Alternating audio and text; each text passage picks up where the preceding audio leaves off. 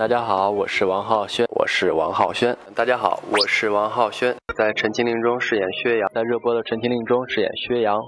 我在这部戏中饰演薛洋，是一个命运比较悲惨，然后身世可能比较特别的一个反派角色。他应该是一个本来很善良的人，幼年的时候遭遇了不幸，遭遇了一个非常惨的事情之后，没有遇到一个可以帮助他，或者是可以保护他、可以爱他的人。成长的过程中一直在报复这个社会。他的这段整个一个成长经历就是最意难平的吧，而不是说具体的某一个事件，而他的一生是这样的。是糖是写的小恶魔，的确是有可恨的点，但是他同时也是一个很可怜的人，可能会招一些恨，但是也会招一些心疼。他的笑是一种发自内心的张扬，一种发自内心的张狂。你们干嘛？无所谓，没什么。我是跟你们不在一个世界里的感觉，对任何事很轻松、很轻蔑的那种样子，在旁边站着看他们一个个表演，然后跟我无关。像我还是不公啊，表达自己的一个毫不在乎的情绪，你看我也无所谓，你不看我也无所谓。因为薛洋是一个没有人疼、没有人爱护的一个角色，只有他自己懂自己，只有他自己也爱自己。很多时候他的笑也是，我觉得是一种保护吧。很多轻浮他是故作给别人看的，他其实是在掩盖他内心受到的一些挫折吧。其实他一直在笑，但是我觉得他心里面已经是哭过很多次了。让你如此狠下毒手？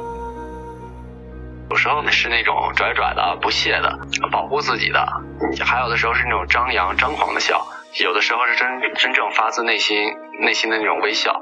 比如说在《一成篇》里面的薛洋在那段和小先生相处的日子里面，那个时候薛洋是发自内心的那种微笑，就那种孩子的本质就出来了。薛洋也是有心的，包括对阿金的那一场戏我逗了，以及被道长救，然后还有后面什么一起干活呀，然后烤火啊，这种薛洋是有心的。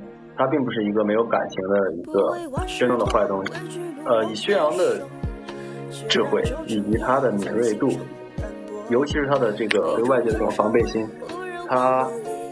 我不太确定他是不是真的那么多年里不知道阿金真的是在装瞎。薛洋其实是知道，但是他不想打破这种他向往已久的平静的这种生活，所以他内心是有想法的，他渴求这种安宁，他渴求这种有人宠爱、有人保护的感觉吧。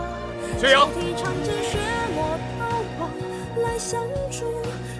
他的到来就意味着他内心里面很重要、很珍藏的那几年的那种他一直没有得到过的平静生活被打破了。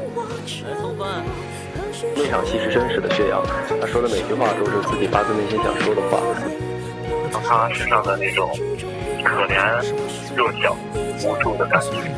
他说：“如果你听完我这段话，你还是不理解我的话，那你怎么样都行。”薛洋这个人呢，其实表面是一个很伪装的人，他自己把自己封闭得很死，保护得很死，也没有人爱他，没有人对他好，他就自己去保护自己。当时跟小先生试图去交流，试图去说理的时候，那个时候的薛洋是真的是不一样的。每一句话台词，我觉得当时都是薛洋真正是发自内心掏心窝子跟小先生说的话，渴求他得到理解。我觉得这句话包含很多种情绪在里面，一是薛洋对小星辰的一种发泄，就是你为什么不理解我感觉；二是他也有确实也有刺激到小星辰；第三点就是我觉得当时薛洋既是心疼自己，也是在心疼小星辰，因为他那些话都是包括那句这世上的事，那你就不要入世。他不仅是心疼自己，更是心疼小星辰。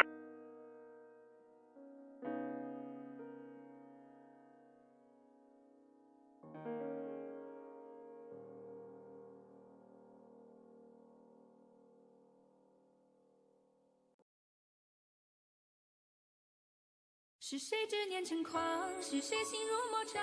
是谁至死不休将？前半段的时候他是很有自信的，是很有信心自己一定能操作成功的，就在那儿做菜，然后在等小星辰醒过来。最后他发现醒不过来的时候，他开始慌了。最崩溃的在于他发现自己没办法修复小星辰的时候，在那一刻他自信心彻底被摧毁了。从那一刻就开始真的是崩溃了，他不再那么自信满满，他心里是真的可能会对自己有一个否定，以及可能会有一点后悔在里面，因为他发现自己可能就是玩脱了吧。之后所有才会有其他复杂情绪在蹦着，并不一定所有人伤心都要哭，他不再是以前那种可以轻松的笑了。是第一次不一样状态的薛洋，就像他当时小时候吃不到糖的那个孩子一样。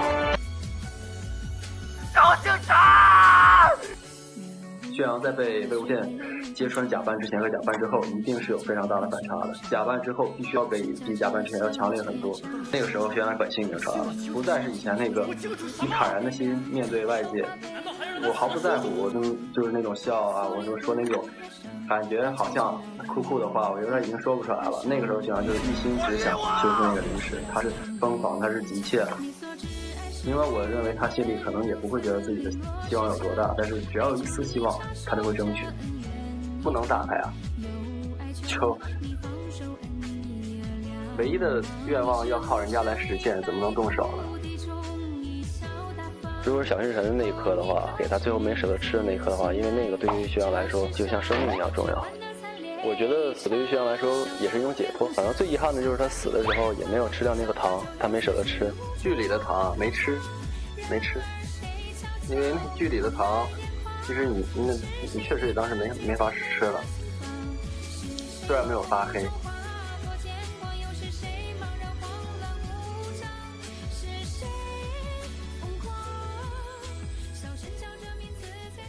薛洋和小星辰就像是黑夜和白天之间的关系，小星辰就比较温暖了，至纯至善的感觉。薛洋像个小恶魔，在错误的时间相遇之后，本来度过了一段平静的日子，那后来这个平静的日子被不幸打破了之后，两个人就会走上各自的结局。小星辰对于薛洋来说是一个很重要的人，一直没有一个人会真正的对他好，唯一一个对他好的人也是他骗来的。在他成长的过程中，没有人给他过能让他感恩的机会。当他遇到小星辰之后，小星辰给了他这样的机会，我觉得他是拿真心在对待他的。对我来说，真的是很可悲的一点是，唯一一个对他好的人是他自己，没有把这个人照顾好吧，没有把这段时光维持好吧。可能最遗憾的就是对于小星辰，因为他肯定没有想过最后会让小星辰遭遇那样的结局吧，这也是我认为他可能会非常痛心、非常遗憾、非常后悔的一件事。可能就是对不起吧，就他肯定也是会有一点后悔在里面的。从小星辰死之后他的做法，也能看出来，因为他很珍惜他跟小星辰相处的那段时光吧。可能再给他来一次，他不会那样做了。或许本质上的薛洋，他还是那个有点调皮、有点淘气的坏孩子，但是可能会在小星辰的引导下，因为小星辰给了他感化，那他可能会有些对待一些事儿，可能有不那么极端的做法，以及不那么极端的想法。其实薛洋，我觉得做的很多事儿，其实他都是在虐自己。我觉得薛洋可能卖糖，那吃饭什么的他都不用花钱，直接分摊子了。有薛洋在的这个饭桌不用买单。小星辰，我想吃糖了，你快给我一颗，快点。穿金星雪浪袍吗？没有，我没有。就我也想穿啊。当然是继续演薛洋啊。肯定会 pick 薛洋，毕竟跟薛洋比较是有感情的嘛。当然最显眼还是薛洋嘛。就角色我肯定是选薛洋，毕竟感情很深的，真的感情很深，一起经历了那么多。在我看来，薛洋不是垃圾，他很好。对，我也认为薛洋不需要洗白，这是我真的从心底是这么觉得的。而我是不会恨他的，因为我如果恨他的话，就没办法把自己带入到角色里面去演这个角色。